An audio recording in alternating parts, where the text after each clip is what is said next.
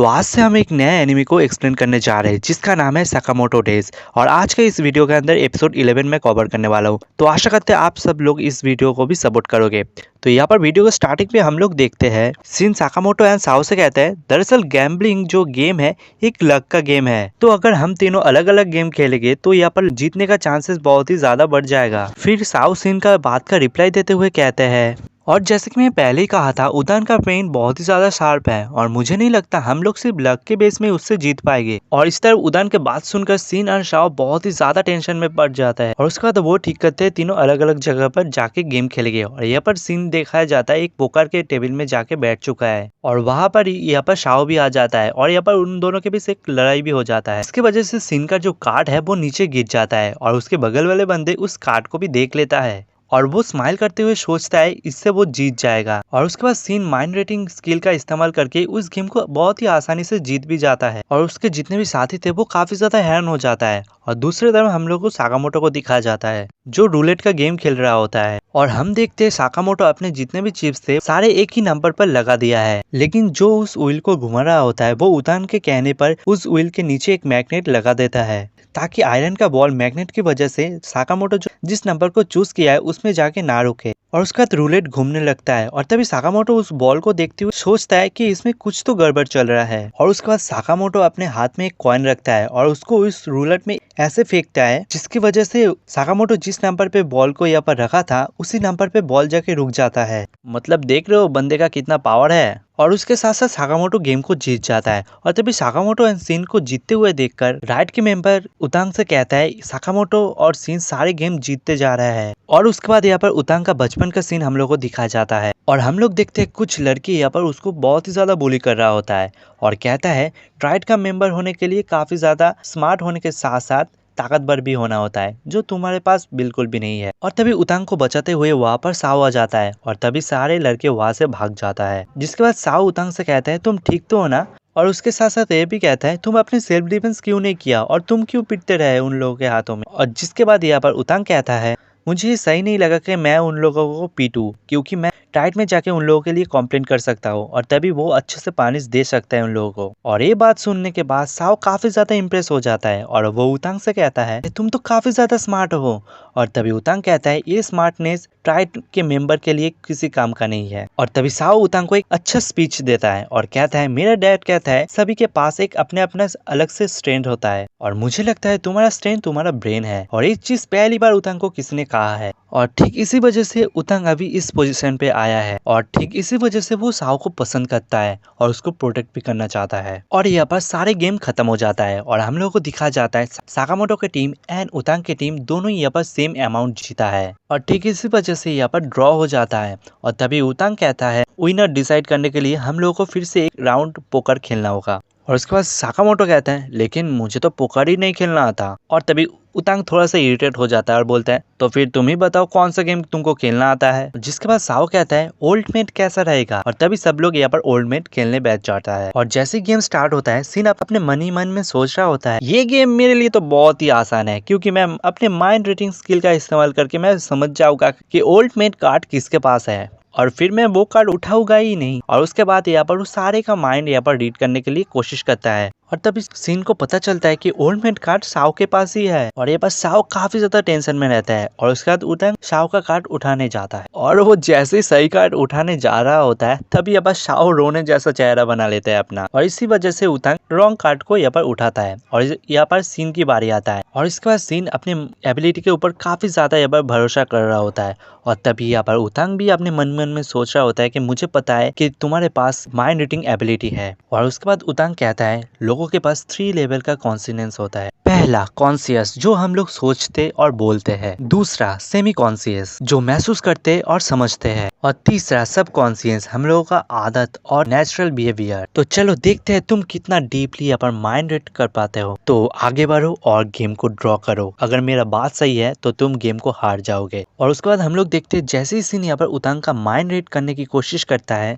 और तभी उतांग अपने माइंड में काफी सारे चीज को सोच रहा होता है और जिसकी वजह से सीन का हालत काफी ज्यादा खराब हो जाता है और उसके बाद वो वहां पर ही गिर जाता है। और उसके बाद उतांग उसको देखते हुए कहता है तुम सिर्फ वही थॉट्स को पढ़ सकते हो जो वर्ड्स में एक्सप्रेस किया जाता है। और हम लोग देखते गेम में सिर्फ 5 ही पर्सन यहाँ पर टिका हुआ है और हम देखते अभी साकामोटो की बारी आता है और हम लोग देखते साकामोटो बिना किसी टाइम वेस्ट के जल्दी से उसका एक कार्ड को पिक कर लेते हैं और हम लोग देखते हैं वो जोकर का कार्ड होता है और उस कार्ड को बहुत ही तेजी से उसी जगह पर रख के दूसरा कार्ड को यहाँ पर पिक कर लेता है। लेकिन जिसका कार्ड वो पिक कर रहा था वो इस चीज को देख ही नहीं पा रहा था, लेकिन शाओ इस चीज को देखकर बहुत ही ज्यादा हैरान हो जाता है और यहाँ पर जो उतांग है वो भी इस चीज को समझ जाता है और ऐसे ही गेम लगातार चलते रहता है। और हम लोग देखते लास्ट में यहाँ पर 2 पर्सन बैठा हुआ है, एक साकामोटो और एक उतांग। और हम लोग देखते उतांग अपने जगह से उठ जाता है और साकामोटो के पास आकर एक कार्ड को पिकअप करते हैं और हम लोग को दिखा जाता है जोकर को छोड़कर वो यहाँ पर दूसरा कार्ड को लेने ही वाला होता है, लेकिन तभी साकामोटो दूसरा कार्ड काफी ताकत से पकड़ लेता है।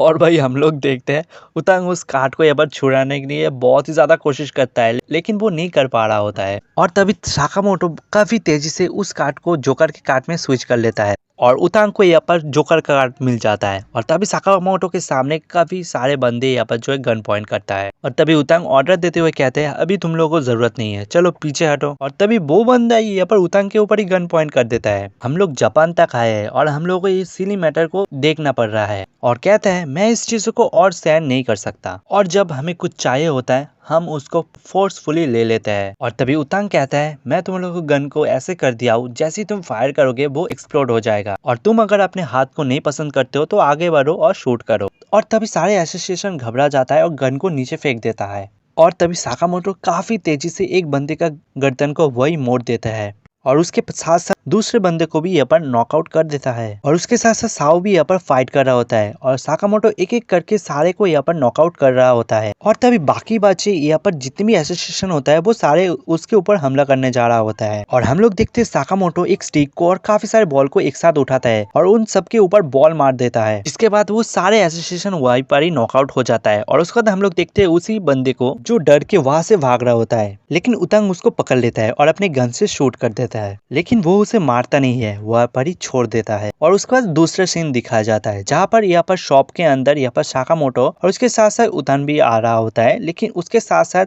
साकामोटो का एप्रेन भी वो पहना हुआ होता है और वो सभी बाउंटी के बारे में बता रहा होता है, लेकिन साकामोटो उस बात को सीरियस नहीं ले रहा होता है। और तभी उतांग को थोड़ा सा गुस्सा आ जाता है और तभी वो कहता है क्या तुम लोग मेरा बात सुन भी रहे हो? और तभी सीन कहता है तुम बताते रहो, हम काम करते हुए तुम्हारे बात सुन लेंगे।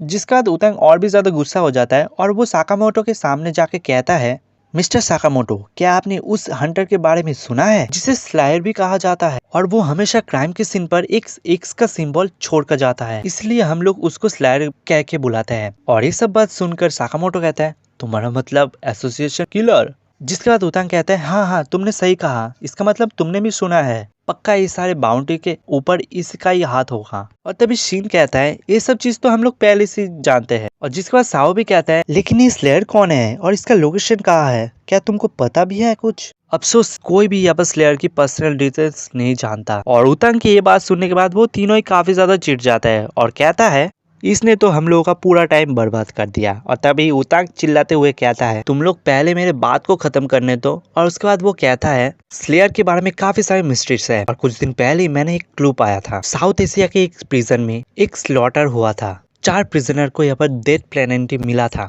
उन सारे का यहाँ पर फेस जला दिया गया था और उनके खून से यहाँ पर एक्स का निशान बनाया गया था। और उसका सीन कहता है लेकिन उन सबको प्रिजन में क्यों मारा गया? और तभी उतांग कहते हैं हम लोगों के पास एक कांटेक्ट है जो कॉम्प्लेक्स बॉडी के साथ डील करता है। हालांकि जापान में अभी काफी सारे यहाँ पर जो क्रॉप्स पाया गया है, उनमें से किसी को यहाँ पर बॉल बनाकर कुचल दिया गया था और किसी का बॉडी में तो काफी सारे होल भी करा दिया गया था। और जिसके बाद सीन कहते हैं इन क्रॉप से इसका क्या संबंध है? और ये चारों केसेस उसी तरह का है जिस तरीके से यहाँ पर 4 प्रिजन को मिला गया था। और इस बात से यहाँ पर सारी चीज क्लियर हो जाता है कि वो चारों जो प्रिजनर का यहाँ पर जो हम लोग बातें सुने हैं वो सारे फेक है और वो वहां से एस्केप कर दिया है और वही लोग इस चीज को घटा रहा है और वही लोग इस स्टाइल से ये सारे काम को कर रहा है और जापान भी भाग गए। और उसके बाद सीन शिफ्ट होता है और उन प्रिजनर को दिखा जाता है और बाकी लोग उसको देखते हुए कहता है कि ये सारे फॉरेनर्स है या एथलीट्स होगा शायद। और तभी उन चारों का यहाँ पर डिटेल्स बताया जाता है। उनमें से एक लड़की होता है जिसका नाम डंप है, उसने 180 लोगों को मारा है। दूसरे बंदे का नाम शॉ है और जिसने 60 लोगों को मारा है। और तीसरे बंदे का नाम है अपर्ट है और जिसने 206 पर्सन को मारा है। और चौथे का नाम है मिनिमिलिस और उसने 370 लोगों को मारा है। और उसके बाद डम कहता है आखिर हम लोग को यहाँ पर क्या करना चाहिए, जिसके बाद शॉ कहता है हम लोग को सिर्फ पेशेंस रखना है और यहाँ पर बैठना है, चाहो तो तुम मांगा पढ़ लो। और तभी वो अपार्ट को देखते हुए कहता है तुम इसको क्यों अलग कर रहे हो। और तभी वो कहता है मुझे पिकल्स बिल्कुल भी पसंद नहीं और मैंने कहा था पिकल्स मुझे मत देना। और तभी मिनिमिलिस उस बगर को पकड़ता है और ऐसे करता है एक कैंडी जैसा हो जाता है और उसे वो खा जाता है। और तभी इस चीज को देखने बाद एपर्ट रोने लगता है। और तभी उस जगह पर कसिमा आ जाता है और कहता है मुझे माफ करना, मुझे थोड़ा सा काम था और तुम लोग को इंतजार करना पड़ा, तो चलो थोड़ा सा काम के बारे में बात करते हैं। और उसके बाद वो एक लिस्ट देता है उन लोगों को, इस लिस्ट में जिसका भी नाम है उन सबको तुम लोग खत्म कर दो। और तभी डम उस लिस्ट को देखते हुए कहता है ये लोग कौन है। और तभी कसिमा कहता है ये लोग हम लोग के ऑर्गेनाइजेशन के लिए बहुत ही बड़ा खतरा है। और उसका मिनिमलिस्ट कहता है खैर मुझे तो परवाह नहीं है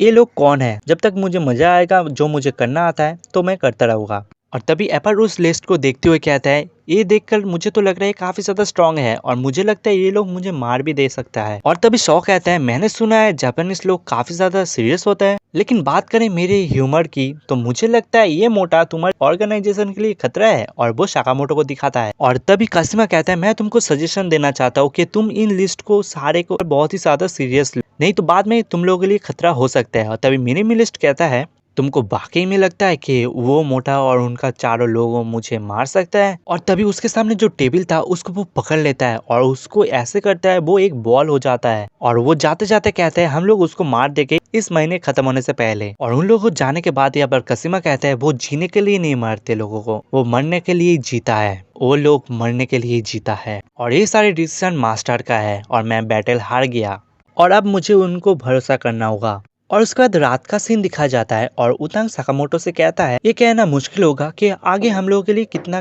क्या खतरा है। मैं उम्मीद करता हूँ इससे पहले बहुत देर हो जाए, उससे पहले मैं साओ को घर ले जाऊँ और तुम तीनों को यहाँ से तुरंत भाग जाना चाहिए। लेकिन साकामोटो उसका बात को इग्नोर करते हुए सीन से कहता है अगर हम लोग उन चारों से कांटेक्ट कर पाए तो शायद हम लोगों को कुछ इन्फॉर्मेशन मिल जाए। और जिसके बाद सीन कहता है हम लोग को जितना जल्दी हो सके जे से कांटेक्ट करना होगा। और जिसके बाद उतंग कहता है ये इडियट्स तुम लोग क्या मेरा एक भी बात को नहीं सुना, वो लोग काफी ज्यादा डेंजरस है और वो एसोसिएशन और ट्राइब से काफी ज्यादा अलग है, क्या तुम लोगों को पता है कि तुम लोग कितना ज्यादा डेंजरस में हो। और उसका साकामोटो कहता है उन लोग इतना ही ज्यादा डेंजरस है तो हम लोग उनको फ्री नहीं घूमने दे सकते।